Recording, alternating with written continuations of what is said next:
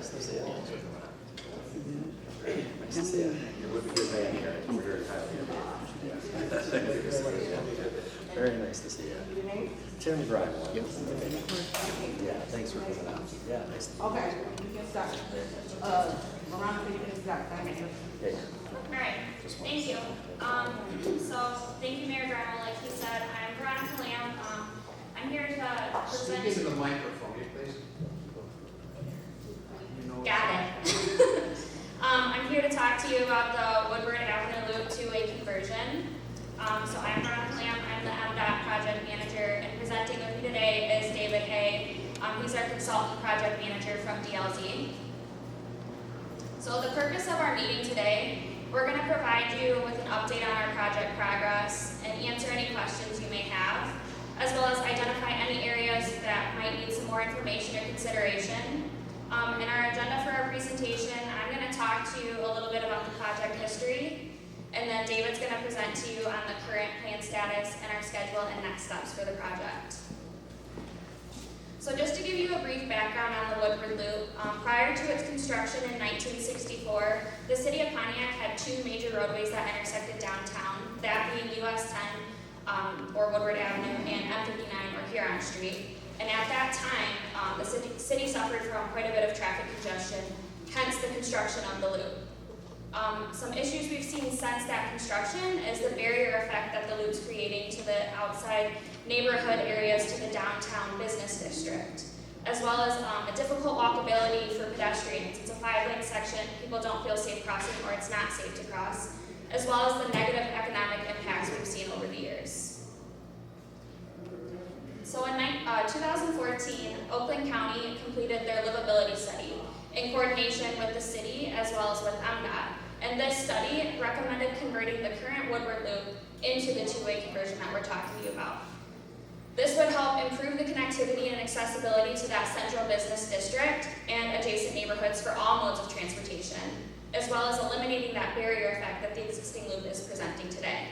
Encourage that economic development within Pontiac by eliminating the circular route and creating areas of some on-street parking, and create streets that help calm traffic. It also, one of the study's recommendations was to convert the eastern portion of the loop to a two-way street with an on-street cycle track, and to keep Woodward Avenue or the western portion of the loop a 5-lane roadway. In 2016, MDOT commissioned the Woodward Avenue Loop two-way conversion study, and this studied the feasibility of this two-way conversion that was recommended by the livability study. With this, we collected new traffic counts. We examined the origin and destination patterns that were happening within Pontiac. We completed a more detailed traffic analysis and examined any lane requirements that would provide reasonable delays and the backups along the loop. So before you is the results of the livability study that was completed by Oakland County in 2014. So on the eastern portion of the loop, or Park Street, you can see 2 lanes northbound and 1 lane southbound, with the center left turn lane for the majority of the roadway and an on-street cycle track. And the western portion of the loop, or Woodward Avenue, is a 5-lane section, also with that on-street cycle track. The study results from MDOT's 2016 conversion study recommended turning Park Avenue into a 2 northbound and 1 southbound lane roadway with a median lane for turning, adding median islands at various locations along the loop to provide for mid-block crossings for pedestrians, as well as a way to help calm traffic, providing 12-foot travel lanes, and increasing the capacity at most of the intersections to improve traffic operations. They also recommended moving the on-street cycle track on Park Avenue onto the side of the roadway. So with that, I'm going to hand it over to David, and he's going to go over kind of the current plan status of the project. Thanks, Veronica. Good evening. Like Veronica said, I'm David Hay with DLZ. We were brought on board by MDOT to take this project from the studies and the assessments that were done and to take it to the final plans stage. So when doing that, we looked at the project, and the project has like 3 overall goals that kind of stand above the rest. And one of those one of the most important ones is to reconnect the neighborhoods to downtown. So how do we go about doing that with this project? So we want to increase accessibility to downtown for pedestrians and bicyclists. We noticed that there's a disconnect there, and I'm sure you're all aware. And one of the reasons for that disconnect is the loop itself. It acts as a barrier, like Ron mentioned.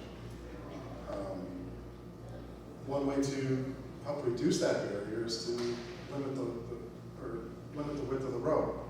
Right, we're taking a 5-lane section and in a lot of areas reducing that to 3 or 4 lanes throughout the loop. Another overall goal is similar to all projects, is to provide safety or improve safety. The converting a one-way to a two-way in itself is going to naturally slow speeds, like the mayor said. You know, with one-ways, it's easy to progress traffic with traffic signals because everybody's going in the same direction. With two-way traffic, it's more difficult, so you're naturally going to have slower speeds.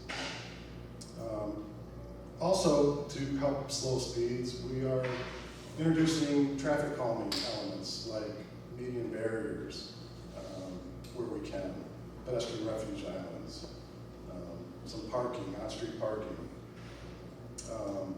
Also, to increase safety for pedestrians and non-motorized, we are making a lot of facility improvements with completing gaps in sidewalks or adding the 8 to 10 foot non-motorized path for a majority of the loop. And another overall goal is, we want to, even though, we're going to, with the one-way to two-way conversion, we're going to slow traffic, we still need to maintain the function of the intersections. As you all know, you guys, travel Pontiac Loop all the time, and there's a lot of traffic there. And those intersections are busy. Well, as part of this design, we need to make sure that converting it to two-way, it's still functional. We don't want to increase delays more than necessary. So that's part of our job, is to come up with a design to provide enough lanes for people to still be able to move adequately, relatively well through the intersections. And one thing that can help with that is signal timing. So right now, it's pretty, like I mentioned, it's pretty easy to progress traffic northbound and southbound when it's one way. Well, when it's two-way, we really look at, okay, when is the peak traffic and what direction is it traveling? So in this area, you probably got a lot of AM peak traffic traveling south. So we can set the signals up to progress traffic better south for the AM peak. The same thing for the PM peak, which is probably more northerly, so we can set the signal timing up to progress traffic better going north. Just some things that we are looking at as part of the design. So this is just a project overview, just to give everyone an idea of what all is encompassed in this project. In the red is obviously the loop, so that's where a majority of the work is taking place. That's where the one-way to two-way conversion is taking place. In order to accommodate that, we need to make intersection improvements. Obviously, we have to allow for different turning movements at all these intersections. So not all of them can accommodate those turning movements today. Also, there's going to be some areas of widening, especially towards the south end of Woodward, where it's currently southbound. For northbound traffic to fit in there, we need to do some widening in that area. And there's certain areas around the loop where we're going to have to add some more pavement. The blue section is Cass Avenue. That section is also getting converted to two-way. The scope of work is basically just a mill and resurface, and then we redo the siding and pavement marking, and then all the signals will be upgraded with that conversion as well. And in the middle, this portion was added later, but this is the Huron piece between the roads, M59. This is going to be a total reconstruction.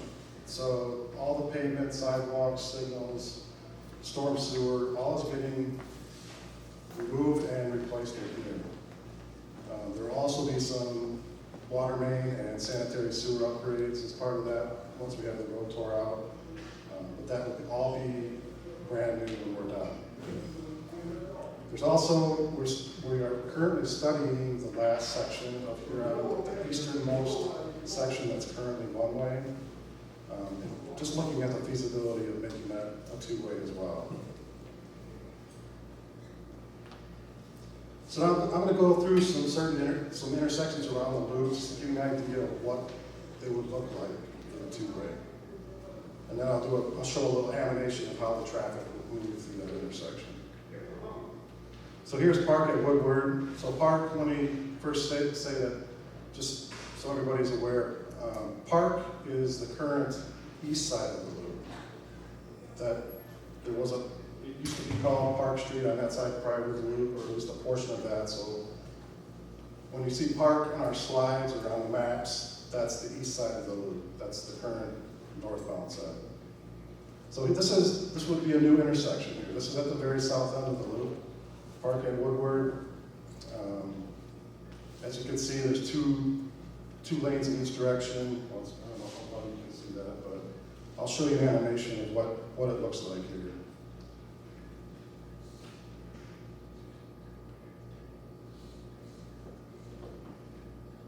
Hopefully.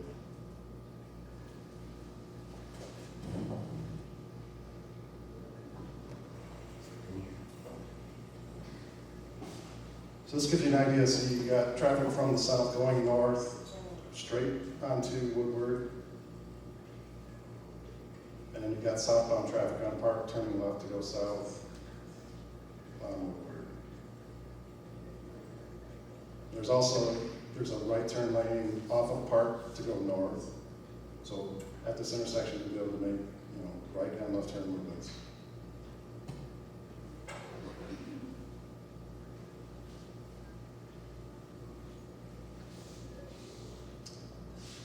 Going to the north, here's Park at Cesar Chavez, the north side of the loop. This is kind of a complicated intersection. We had to introduce several median islands just to separate traffic, but you'll be able to make all turning movements at this intersection once this is built. And here is another animation showing that.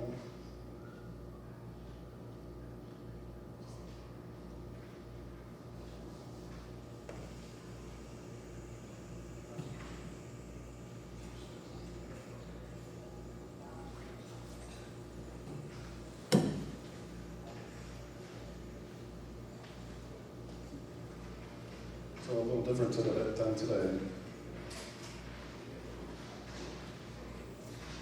And just so everybody knows, this animation is about 1.5 times the speed, and it's showing PM peak traffic in this model. PM peak traffic. So throughout the day, throughout 24 hours, when we get traffic counts, we can determine between what hours we have the most traffic. So, what is KP? Wait. You write that as a note, sir? Let me let him do the research. It just means the heat rush peak hour. The peak hour. Peak That's the hour when we have the most traffic during the PM. Again, can we just hold questions? I really want him to get to the presentation, so we have time to ask all questions. Thank you.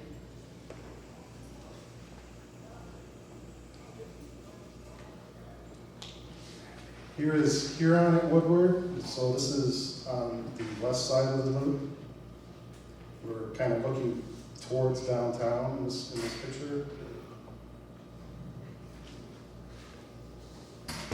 So one thing I wanted to point out in this picture here is eastbound left would be allowed, but with this configuration, coming westerly from downtown, there's a median island in this design that doesn't allow left turns. This is just, I mentioned earlier about the intersections being able to function properly. Well, if we introduce left turns here, this intersection would fail and we'd have very significant delays. So that's why we're not allowing a left turn. But not allowing that left turn allows this island to be built, which also serves for pedestrian refuge for folks crossing this wide street. In this location, they have a place to kind of be away from other lanes of traffic.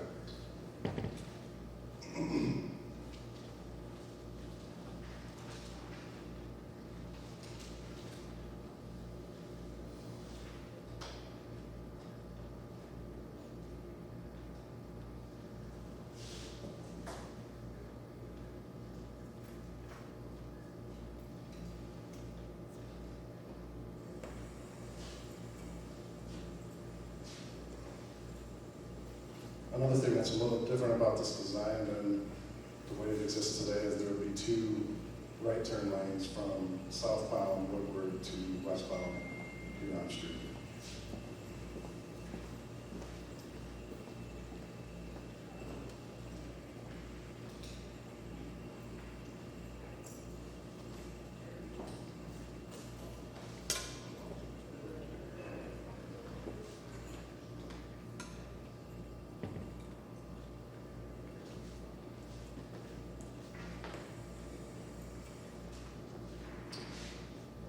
And a little bit further to the south, here's Orchard Lake at Woodward. Not much is changing with this intersection than the way it is today, other than allowing all the turns.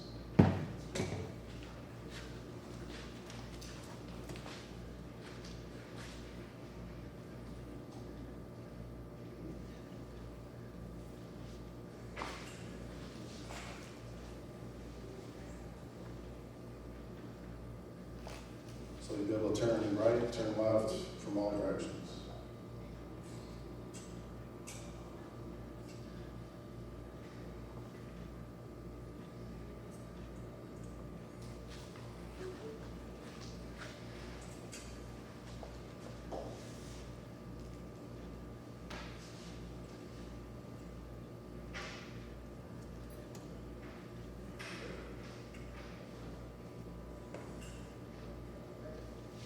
So now I'm just going to get into a little bit more about pedestrian and bicycle improvements that we are making with this project. Like I mentioned, we want to improve pedestrian circulation and safety. And part of doing that, accomplishing that, provide refuge islands where possible. I'll explain a little bit more what those are in a couple slides. And provide more options for folks to travel by foot or by bike. And also provide better access to the Clinton River Trail and the transit station. What we're proposing to do is, like I mentioned, we're going to fill all the gaps that exist today with the sidewalk. We're also going to add a wider 8 to 10 foot wide non-motorized path around the loop. This will be, I'll show a diagram of how this is going to fit within the road, but it's going to be behind the curve. It's not going to be within the road itself. But with these improvements, there will be no gaps. So you either have sidewalk or path on the interior and exterior of the loop once this project is done. I know this might be a little difficult for you to see. There is a board over there that shows more detail on this. We can look up close, but this just shows where the proposed path is, which is in purple. That's the 8 to 10 foot path. It varies in width just because of right-of-way constraints around the loop. The yellow is existing sidewalk, which we don't intend to touch, and then the orange is sidewalk we're either replacing or it's where, like I mentioned, filling the gaps.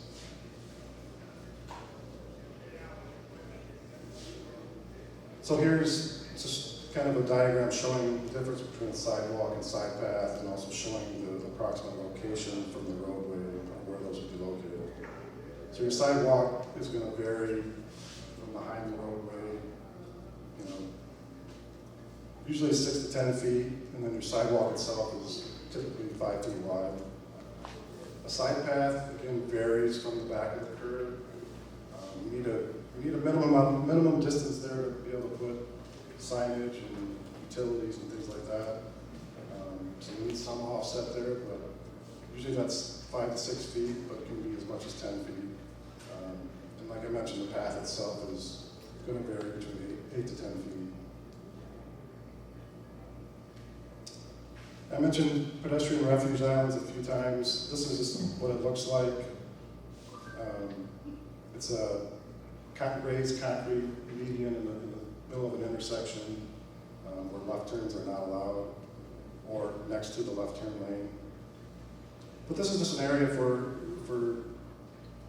folks that can't make it all the way across in the amount of time available, or say they cross it during a flashing light at night or something. It just gives them a kind of a safe place to stop, wait for traffic to pass, and then continue across.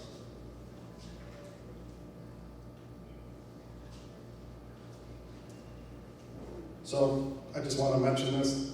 Signal timing is set up so a pedestrian can make it all the way across. Typically, this is just if they get a late start and they have to stop, there's an opportunity for them to do so.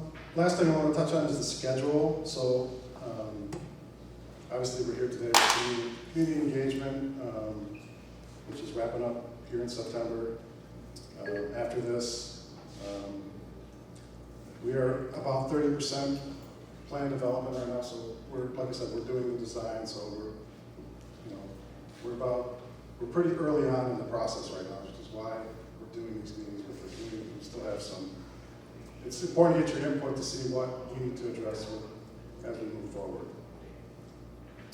And some of those things, like maintenance of traffic planning, that's a huge thing. It's going to disrupt, the community during that construction. So it's stuff we're really trying to iron out right now. The final plan schedule is 2024, spring of 2024, and construction is currently slated for 2025 and 2026. So I mentioned the different parts of this project. You got the loop itself, you got Cass Street, and then you got Huron. The way we're setting up the construction schedule currently is the one-way to two-way conversion of Cass and the Woodward loop would be done in 1 year, and then the Huron Street reconstruction would be done another year. We're not sure which would come first. We're still trying to figure out what the best way to do that is, but there's a lot of work, so it needs to be done over 2 years. So there will be some right-of-way needs as part of this project. I mentioned that there is some areas of widening, and we want to get that side path in without too much disruption in right-of-way. We're moving forward with preliminary engineering, so utilities, like stormwater, storm sewer, sidewalk design, path design. Like I mentioned, all the traffic signals are getting modernized as part of the project, and then the new intersection at Park and Woodward, obviously that's a brand new intersection, a new signal there, and then landscape design. And last, before we get into Q&A, I just wanted to show this. There is a project survey available for everybody to provide more input. There's a website here.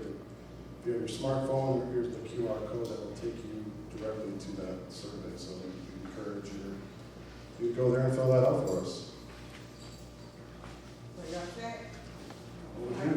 All right, thank you, MDOT, for that presentation. I just want to remind everybody, if we can, for time, keep all questions to